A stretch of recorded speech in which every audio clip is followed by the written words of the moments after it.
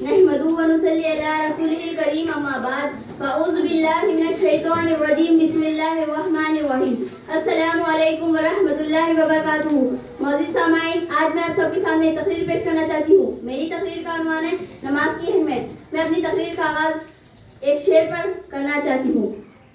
اس کے در پہ سکون ملتا ہے، اس کی عبادت سے نور ملتا ہے. اس کے در پہ سکون ملتا ہے، اس کی عبادت سے نور ملتا ہے. جو جھک گیا اللہ کے سجدے میں اسے کچھ نہ کچھ تو ضرور ملتا ہے.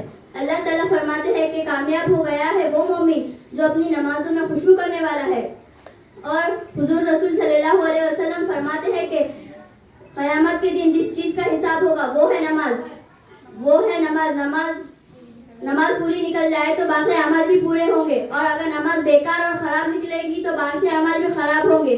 اور آپ صلی اللہ علیہ وسلم فرماتے ہیں کہ نماز دل کا ستون ہے، نماز جنت کی کنجی ہے، نماز مومن کا نور ہے، نماز دل کا نور ہے، نماز افضل جہاد ہے، نماز اسلام کی علامت ہے، اور نماز شیطان کا منہ کالا کر دیتی ہے. اور آپ صلی اللہ علیہ وسلم فرماتے ہیں کہ نماز میری آنکھوں کی ٹھنڈک ہے.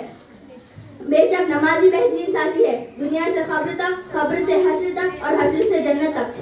بس اتنا کہہ کر میں اپنی تقریر، اللہ تعالیٰ ہم سب کو 5 وقت کا نمازی بنا دے. آمین ثم آمین. وآخر دعوانا الحمدللہ.